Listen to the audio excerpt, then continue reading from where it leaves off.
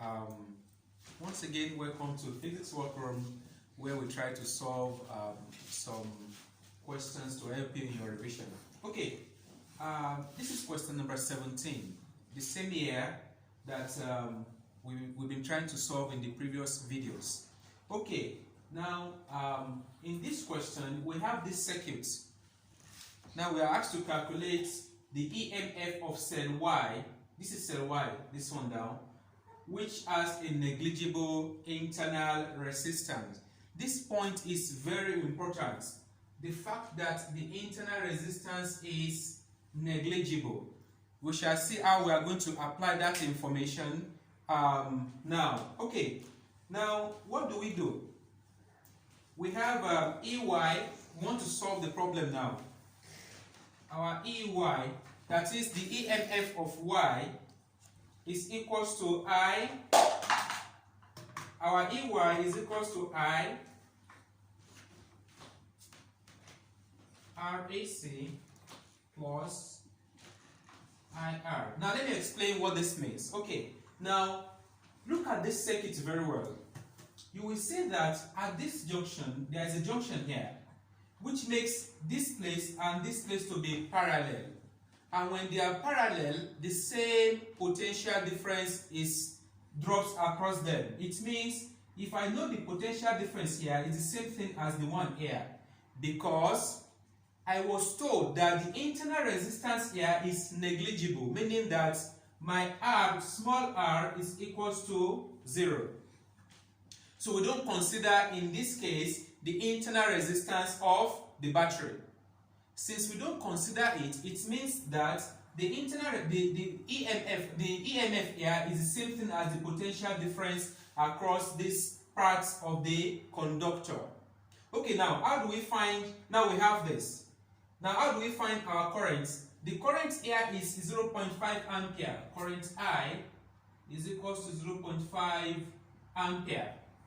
That makes sense. Okay, now what is our RAC? RAC means the resistance between A and C along the conductor.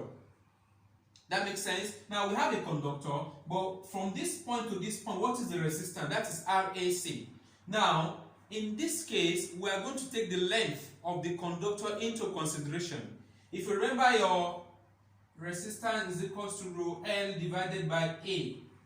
You will see that resistance is directly proportional to length. So in this case, we are going to consider the length of the conductor. Okay. Now my RAC will give me, it's like a ratio. You know that the entire length of this conductor is, from the question, is 100 centimeters. Let me put it here like this. That between this point is 100 centimeter. That's the entire length, right? The one I want to calculate the resistance is between this and this. Now I know this to be 60. So 100 minus 60, it means here is 40 centimeters. So I will say 40 centimeters divided by the total 100 centimeter multiplied by the total resistance, which is 10 ohm. According to the question, the resistance along that conductor, that's RAB, is equals to 10 ohm. I hope that's very clear. Good. Now, I will now multiply by 10 ohm. Now, what do I do next? Now, I have everything I want now. I can easily calculate my EMF because I have my R to be 0, I have my I to be 0.5, and I have RAC to be this. Let me calculate the final answer for this one. So I have, okay, divide by 100, multiply by 10. That will give me 4. So here I have 4 ohm. Now I can put all these values inside the equation I have above. What is the equation? EY, that's the EMF on cell Y. That's why I put EY, the EMF on cell Y. Okay, now my EY, let me draw this line. My EY will now be equals to, what is my I? My I is 0.5. 0.5 multiplied by, what is my R? That's 4. multiplied by 4. You know that since small r is 0, it means the whole of this becomes 0. So I don't need that again. So I multiply 0.5 multiplied by 4, then I have 2. Now 2 volts.